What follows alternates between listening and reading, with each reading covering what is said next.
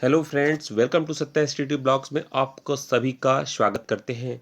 उम्मीद करते हैं आप बहुत बेहतर होंगे, बहुत अच्छे होंगे और स्टडी भी अच्छी कर रहे होंगे। तो फ्रेंड्स, हम आज पढ़ेंगे बाल मनोविज्ञान के अंतर्गत पढ़ने के लिए वातावरण का सृजन करना, जो सुपर टेट के पाठ्यक्रम से लिया गया है। यह हमारा बहुत ही इम्पोर्टेंट यानी महत्वपूर्ण टॉपिक है। तो देखते हैं प्रश्नों की तरफ। पढ़ने के लिए वातावरण का सृजन करना, तो उस वातावरण का सृजन एक अध्यापक का दायित्व होता है कि वो उस वातावरण का सृजन करे। शिक्षक का दायित्व होता है कि जब वह पढ़ाने जाए तो वह पढ़ाने से पूर्व कक्षा में एक ऐसा वातावरण का सृजन करे कि छात्र आसानी से सीख सकें। छात्र और अपने अधिगम को वो अस्थाई बना सके। इसके लिए एक अध्यापक को कुछ कार्य करने होते हैं, जैसे कि वह कक्षा में जाए, कुछ कविता, कहानी, पहाड़े, गिनती, चुटकुले इत्यादि के माध्यम से उनका वातावरण को सृजन करे। लेकिन इस प्रकार किया गया सृजन अस्थायी तौर पे हो सकता है कि वह सृजन आपके पीरियड तक रहे, आपकी जो घंटे होती है 40 मिनट का, तब तक रहे। हो सकता है कि 1 या 2 दिन तक रहे। तो वातावरण का सृजन अस्थायी तौर पे करने के लिए छात्रों के अंदर, ध्यान रहे, वातावरण का सृजन करने के लिए छात्रों के अंदर कुछ गुण विकसित करने होते हैं। इस गुण को विकसित करने के लिए शिक्षक की बहुत बड़ी भूमिका होती है। उनके अंदर के गुणों का पता लगाने का पूरा प्रयास करना होता है, जिससे कि उसके अंदर का वातावरण का सृजन अस्थायी तौर पे हो जाए, क्योंकि वे पढ़ने में अधिक रुचि लें और वह अस्थायी तौर पे उनके सृजन हो सके। अभिप्रेरणा, प्रेरणा छात्रों में रुचि उत्पन्न करने की कला है। क्या है? प्रेरणा छात्र में रुचि उत्पन्न करने की कला है। हम नहीं कह रहे हैं, ये थॉमसन कह रहा है। कौन कह रहा है? थॉमसन कह रहा है कि प्रेरणा छात्रों में रुचि उत्पन्न करने की एक कला है। प्रेरणा क्यों का उत्तर देती है। बच्चा क्यों, कैसे का प्रश्न बहुत ज़्यादा पूछता है, क्यों उनकी उनकी मूल प्रवृत्तियों में आता है। मूल प्रवृत्तियों में जैसे वो जन्मजात होती हैं, जैसे कि भय, भूख, प्यास, ये उनकी क्या है? मूल प्रवृत्तियां हैं। नेक्स्ट देखें, अर्जित। बच्चा कोई भी कार्य अनुकरण करके सीखता है, तो वह क्या करता है? उसको अर्जित कर लेता है। तो सीखा गया कोई भी विषय वस्तु क्या करता है? वो अर्जित कर लेता है, वो अर्जित में आता है।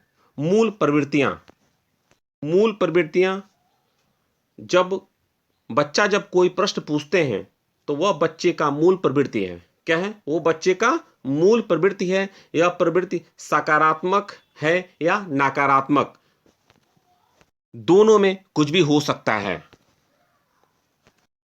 मूल प्रवृत्तियां क्रिया करने के लिए बिना सीखा हुआ स्वरूप है। क्या है? मूल प्रवृत्तियां क्रिया करने के बिना सीखा हुआ स्वरूप है। यह हम नहीं कह रहे, ये कौन कह रहा है? वुडवर्थ।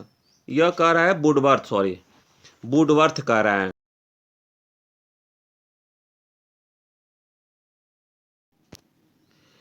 मूल प्रवृत्तियों के रूप में परिवर्तन प्रायः देखने को मिलता है, जैसे दमन, मार्गदर्शी एवं शोधन। ठीक है? दमन में क्या है? पहली चीज, हम मूल प्रवृत्ति को आपको बताए हैं कि मूल प्रवृत्ति क्या है। जब बच्चा कोई भी प्रश्न पूछता है तो उसकी मूल प्रवृत्ति है, यह सकारात्मक या नकारात्मक कुछ भी हो सकता है। ठीक है? दूसरी चीज है दमन। यदि कोई बालक कक्ष में अगर कोई प्रश्न पूछता है, तो अगर शिक्षक उस प्रश्न को दबा देते हैं या ध्यान नहीं देते हैं, तो उसे दमन कहते हैं। तो एक शिक्षक की भूमिका होनी चाहिए कि बच्चे का उचित जवाब दे, ताकि बच्चे का सर्वांगीण विकास हो सके। नेक्स्ट हमारा है मार्गांतरी। ठीक है? छात्र किसी भी मूल प्रवृत्ति का प्रयोग गलत करने के लिए कर रहा है। छात्र किसी मूल प्रवृत्ति का प्रयोग गलत करने के लिए कर रहा है तो उसका मार्गदर्शीकरण करके उसका मन दूसरे अच्छे कार्यों में लगा देना चाहिए। इसके लिए शिक्षक की बहुत बड़ी भूमिका होती है, जिसे वह तरक्की कर सके और ज्ञान अर्जित कर सके, जिससे बालक यानी बच्चे का सर्वांगीण विकास हो सके। शोधन। बालक की मूल प्रवृत्तियां की जो कमियां हैं, क्या है, बालक की मूल प्रवृत्तियां की जो कमियां हैं उसे हटाकर सही दिशा में ले जाए ताकि बच्चे का विकास हो सके। नेक्स्ट हमारा है संवेगात्मक विकास। सभी संवेग मूल प्रवृत्ति से होती हैं। क्या है, सभी संवेग मूल प्रवृत्ति से होती हैं। सोचने समझने की क्षमता का लोप हो जाता है। यही जैसे क्रोध, भय, तर्क करने, यानी कि ये इनकी मूल प्रवृत्ति हैं। जैसे बालक को कार्य करने की प्रेरणा संवेगों से मिलती है। क्या है, बालक को कोई भी कार्य करने, अच्छा कार्य हो या बुरा कार्य हो, पॉजिटिव हो, निगेटिव हो, सकारात्मक हो, ऋणात्मक हो, कोई भी कार्य करने उनके संवेगों से उत्पन्न होने से ही होता है।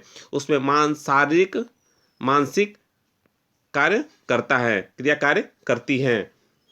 नेक्स्ट हमारा है, वाटसन ने संवेग 3 बताए हैं। क्या बताए हैं, संवेग 3 बताए हैं, भय, क्रोध और प्रेम। कौन बताया, हम नहीं बताए हैं, ये वाटसन ने बताया है। इसमें से जो उनका संवेग है, 2 हमारा ऋणात्मक संवेग में आते हैं, जैसे भय और क्रोध, ये हमारा ऋणात्मक संवेग हैं। इनकी कुछ विशेषताएं निम्न हैं, जैसे प्राकृतिक संवेग, सोचने समझने की क्षमता का लोप, व्यक्तिगत, भावात्मक और शारीरिक परिवर्तन। फर्स्ट देखते हैं प्राकृतिक, ये जन्मजात होता है। फर्स्ट हमारा क्या है, प्राकृतिक, ये जन्मजात होता है। सेकंड की बात करें हम तो संवेग का संबंध मूल प्रवृत्ति से होता है। किसका, संवेग का संबंध मूल प्रवृत्ति से होता है। थर्ड हमारा है सोचने समझने की क्षमता का लोप हो जाता है। नेक्स्ट हमारा है व्यक्तिगत। प्रत्येक व्यक्ति में संवेग अलग अलग होते हैं, किसी में ज्यादा तो किसी में कम होते हैं। नेक्स्ट हमारा है भावात्मक। भावना और संवेग का संबंध होता है, भावना और संवेग में संबंध होता है। नेक्स्ट हमारा है शारीरिक परिवर्तन। संवेग उत्पन्न होने पर, क्या, संवेग उत्पन्न होने पर व्यक्ति, कोई भी संवेग हो, भय, क्रोध, कुछ भी, प्रेम, तो संवेग उत्पन्न होने पर व्यक्ति के अंदर अलग अलग परिवर्तन देखने को मिलता है। ठीक है, तो फ्रेंड्स आज का बस इतना ही और लेते हैं विराम।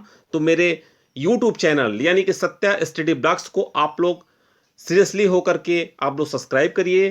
थैंक यू, धन्यवाद।